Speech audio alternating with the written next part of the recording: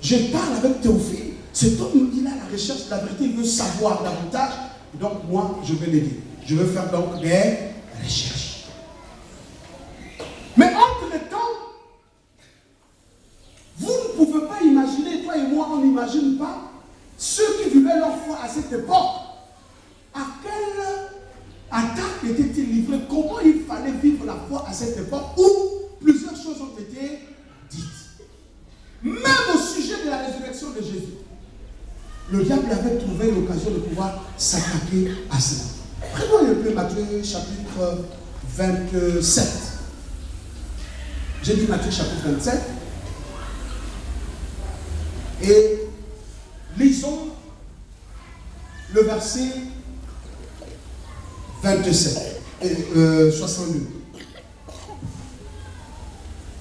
Jusqu'à la fin. Oui. Le lendemain, qui était le jour après la préparation, les principaux sacrificateurs et les pharisiens allèrent ensemble auprès de Pilate. C'est quoi le contexte? Jésus est mort. Est-ce que les gens me suivent ce matin? Est-ce que vous êtes avec moi? Amen. Est-ce que vous êtes avec moi? Amen. Jésus est mort.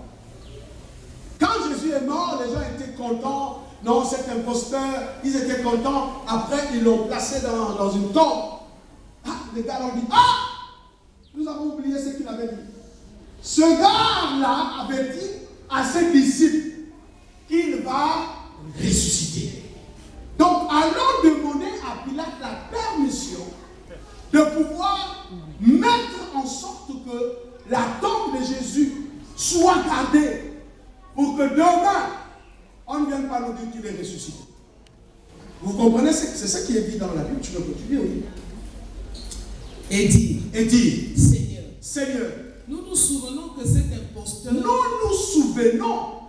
imposteur a dit, quand il vivait encore, après 3 jours, 3 jours plus tard, je ressusciterai. Jésus leur a dit ça. Il a dit aux disciples et à quiconque voulait l'entendre que je ressusciterai le 3e jour. Oui. Ordonne donc que le sépulcre soit gardé. Jusqu'au 3e jour. Afin que ses disciples ne viennent pas dérober le corps et dire au peuple il est ressuscité des morts. Et puis là, cette dernière imposture serait pire. Si Jésus là, si ses disciples viennent nous dire qu'il est ressuscité, cette deuxième imposture, la première c'est quand il vivait. Il a dit à tout le monde qu'il était fils de Dieu, il était roi. Nous avons réussi à le tuer pour calmer le peuple. Et même là, on a eu du mal devant le peuple. Ce n'est pas comme maintenant le peuple entend que le gars n'est plus dans la tombe. Mais nous-mêmes là, nous tous là, on va quitter le pays. Donc, autant n'est pas vraiment arrivé à la deuxième imposture. Donc, autant qu'on puisse serrer pour que les disciples ne viennent pas dérober le corps. Et Pilate leur dit, vous avez une garde. Ils avaient même une garde. Allez, gardez-le comme vous l'entendrez. Gardez comme vous l'entendez. Si vous pouvez mettre 12 bataillons, je ne sais pas comment, gardez comme vous l'entendez. Quant à moi, Pilate, le blanc m'a dit qu'il est venu rendre compte à la vérité. Vous ne m'avez pas vu laver les mains. Parce que moi, j'ai déjà... Il dit, vous m'avez vu laver les mains. J'ai entendu cet homme. Gardez. Parce que moi aussi, je veux me rendre compte de tout ce qu'il m'a dit. La vérité se trouve du tel côté. Faites comme vous voulez. Et ils sont partis. Ils s'en allèrent et s'assurèrent du sépulcre au moyen de la garde, après avoir scellé la pierre. Je continue. Ok, tu vas au verset, chapitre 28, verset 1 à 15. Maintenant, écoutez ça. Après le sabbat, à l'aube du premier jour de la semaine, Marie de Magdala et l'autre Marie allèrent voir le sépulcre. Allez maintenant pour aller voir le sépulcre. Et voici, il y eut un grand tremblement de terre. Car un ange du Seigneur descendit descendit, oui, du ciel. Vint rouler la pierre et s'assit dessus. Son aspect était comme l'éclair. Son aspect était comme l'éclair. Et son vêtement blanc comme la neige. Les gardes tremblèrent de peur. Les gardes qu'on a envoyés maintenant tremblaient de peur. Et devinrent comme morts. Mais l'ange prit la parole. Et dit aux femmes. Pour vous. Ne craignez pas. Ne craignez rien. Car ça veut dire que vous ne craignez rien. C'est qu'il y a des gens qui doivent craindre. Pourquoi l'ange leur dit pour vous, ne craignez rien. Mais il n'y avait pas que les femmes qui étaient là. Il y avait aussi la garde qui tremblait, qui était comme mort. L'ange ne leur dit pas que vous ne tremblez pas. Non. Il dit aux femmes, pour vous, ne craignez rien. Ça veut dire que pour ceux qui sont venus pour s'opposer à la vérité, je commence maintenant à régler leur compte maintenant. Est-ce que vous me suivez? Est-ce que quelqu'un peut entendre ce qu'on dit ce matin? Alléluia. Il y a forcément quelqu'un qui doit être rassuré, et il y a aussi une autre qui doit trembler. Et je vous dis, pour vous, ne craignez rien. Tout ce que vous entendez dans le pays, ne craignez rien. Pour vous, ne craignez rien. Car nous sommes venus rendre témoignage à la vérité. Tous ceux qui ont méprisé l'Église, alors que je vous parle, par l'onction de Dieu, il se produira des choses. Dieu va remettre des choses dans l'ordre. La vérité triomphera. Et l'on verra qu'est-ce que c'est que servir Dieu. On ne peut pas trembler au même titre que ceux qui n'ont pas Dieu. Non. Pour vous, ne vous inquiétez de rien. Mais tous ceux qui ont commis des crimes rituels, tous ceux qui ont commis l'injustice contre l'Église, tous ceux qui dirigent dans la franc-maçonnerie pour envoûter, eux, ils pourront craindre. Parce que les choses qui viennent sur le pays, les nouvelles qui nous viennent du ciel, sont aussi des nouvelles importantes. Il y en a qui doivent craindre. Est-ce que vous me suivez? Pour vous, ne craignez rien, car votre Dieu vous rendra justice. Pour vous, ne craignez rien, même si les gens viennent de partout pour venir faire des complots sur le sol gabonais. Ne craignez rien. Dieu a le dernier mot. Dieu a la dernière chose. Alléluia. Écoutez, vous pensez, regardez, quand on dit que les femmes entreprisent d'aller visiter la tombe, et maintenant quand ils arrivent à la tombe, vous, si vous lisez correctement ce texte, vous avez comme deux événements. Quand les femmes sont parties de chez elles pour aller vers la tombe, il n'y a pas de tremblement de terre. Est-ce que vous me suivez? Il n'y a pas de tremblement de terre. On a l'impression qu'il y a deux mondes. Il y a un monde qui vit le tremblement de terre. Il y a un autre monde qui n'est pas inquiété par le tremblement de terre, mais dont l'assurance est ici manifeste. Est-ce que vous me suivez? Est-ce que vous me suivez? Je suis en train de dire à quelqu'un, malgré tout ce qu'on peut faire comme complot dans ton entreprise, pour toi, ne crains rien. Je dis pour toi, ne crains rien. Ils pourront se lever pour te faire de complot. Mais attends que Dieu termine ce qu'il est en train de terminer. Je suis en train de dire, vous voyez, quand Jésus leur a parlé, ils n'ont pas écouté. Jésus s'est tu. Et quand Jésus s'est tu, il n'a plus jamais dit quoi que ce soit, sauf ce qu'il a dit à la croix, et c'était terminé. Ça veut dire que Jésus s'est tu pour dire, je laisse. Il est venu rendre témoignage à la justice, n'est-ce pas? À la vérité, n'est-ce pas? Et c'était le tour de la nature de parler. La terre a commencé à parler. La Bible dit que les rochers vont éclater. Et même le soleil se retire. Ça veut dire que même la nature commence à blâmer. Je suis en train de dire à quelqu'un, depuis la nuit des temps, les gens coopèrent pour te nuire. Les gens travaillent la terre pour te nuire. Ils essaient de voûter l'atmosphère pour te nuire. Je suis en train de dire aux gens, la nature va se retourner contre tes ennemis. Oh, écoute ça, je dis la nature se retourne contre tes ennemis. Hitler pensait être le plus puissant, mais c'est la nature qui a arrêté ses ardeurs. Ça veut dire que les armées tremblaient, mais la neige a dit tu ne passeras pas. Alléluia. L'hiver a dit tu ne passeras pas. Dis à celui qui est à côté de toi, Dieu a toujours un dernier mot. Oh, je veux que tu dises à quelqu'un,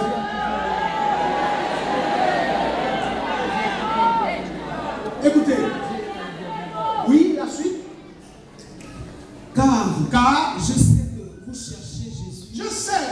que vous cherchez Jésus, qui a été crucifié. qui a été crucifié, Il n'est point ici. il n'est point ici, Il est ressuscité. il est ressuscité. Comme il l'avait dit. Alléluia. Est-ce que pas acclamer le Seigneur? Il n'est point ici, il est ressuscité. Ça veut dire que le message de la résurrection de Jésus va être donné par un ange. Écoutez-moi bien. À cette annonce, il y avait des femmes, il y avait aussi ceux qui gardaient la tombe, ont entendu la même chose. Maintenant, regardez la suite.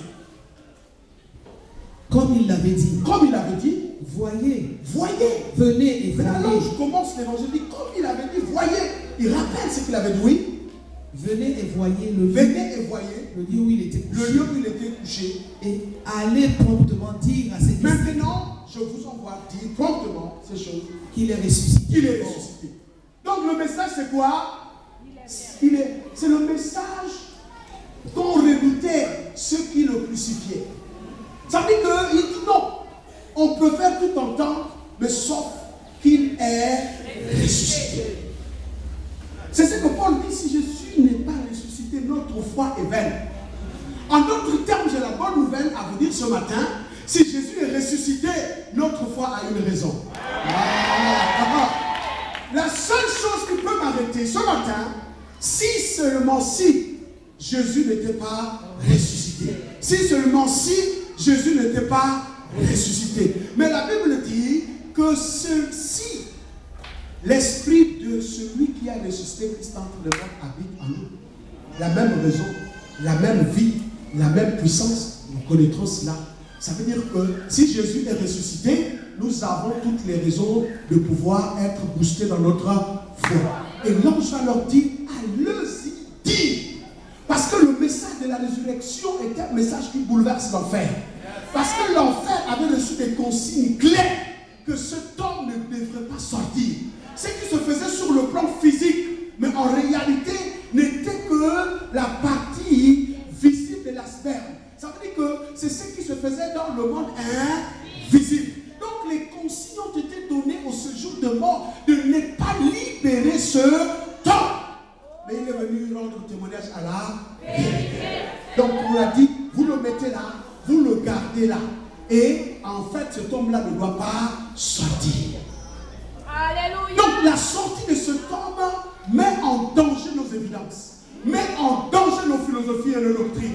L'homme ne doit pas sortir. Mais quand Jésus est allé, le jour où il est sorti, la Bible dit, dans les cimetières de Jérusalem, ça veut dire qu'il y avait un tel spectacle que les morts, les saints sont sortis de leur sépulcre.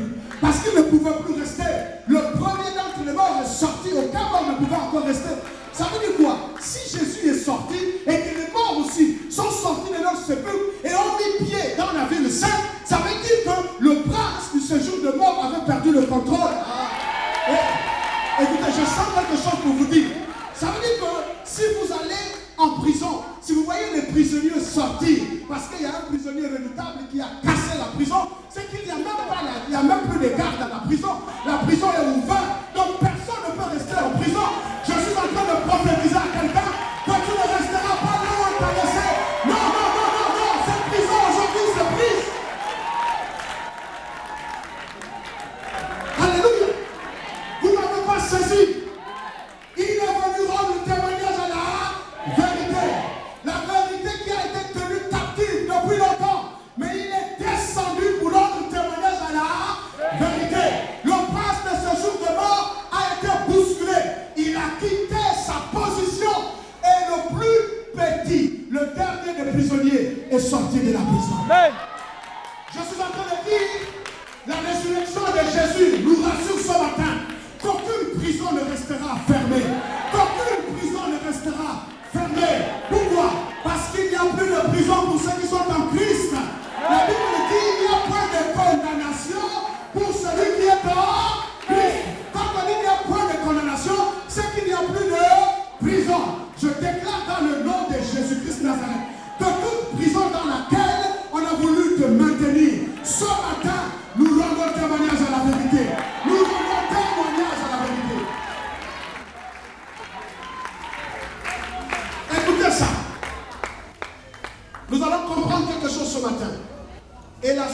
allez, je leur dis qu'il est ressuscité, oui. Et voici, il Et vous voici. précède en Galilée. Il vous précède en Galilée.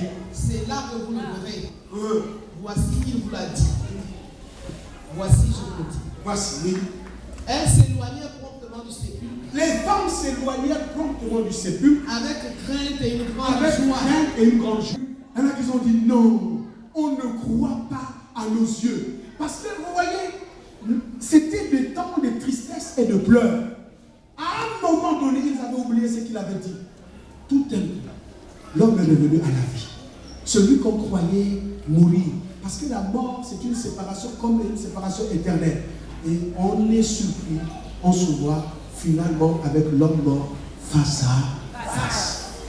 Et elles s'approchèrent pour saisir ses pieds. oui, Et elles se prosternèrent devant lui.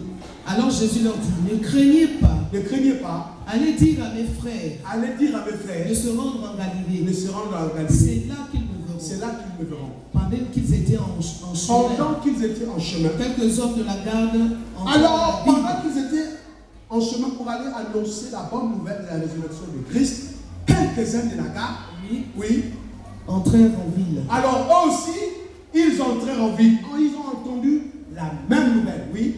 Et annoncèrent aux disciples, Ils ont commencé à annoncer dans la ville. aux principaux sacrificateurs. Hé, les gars, vous avez fait la deuxième imposture, mais nous sommes désolés. Vous nous avez placés comme garde, mais nous sommes désolés de vous dire qu'il est ressuscité. Ils tremblaient en annonçant cette nouvelle. Ils ont dit, il est ressuscité. Alors les principaux sacrificateurs disent, non, là on est oui. Là on est. Maintenant écoutez la suite. Ceux-ci, Oui. après s'être assemblés avec Oui. les anciens, Ils ont dit non. Les gars, oh, ne partez pas d'abord répandre la nouvelle dans la vie. Venez. Venez avec nous. Oui. et avoir tenu conseil, Ils ont tenu en cet instant un conseil extraordinaire. Ils n'habitaient pas dans la même maison. Mais ils ont, je ne sais pas s'ils avaient des téléphones, mais il y a des gens qu'on appelait les héros. Ils ont envoyé pour dire, il y a l'heure est là. Venez vite. Le conseil extraordinaire. Oui. donnèrent aux soldats une forte somme Et donc, d'argent. dans le conseil, ils ont délibéré. Il dit la seule chose qu'on peut faire pour arrêter la vérité, c'est l'argent. Vous ne voyez pas que vous n'aimez pas contribuer pour l'œuvre de Dieu, non? C'est la seule chose. Ça veut dire que même là, vous pouvez, l'homme le plus spirituel peut chuter quand il s'agit de l'argent. Ça veut dire qu'ils ont réfléchi. Qu'est-ce qu'on peut faire? L'enfer a délibéré pour dire, nous n'avons pas pu retenir le gars, mais vous avez encore une chance sur la terre. Ça veut dire quoi? L'argent. Dis à celui qui est à côté de toi, l'argent. Mais tu ne vois pas que tu as du mal à donner?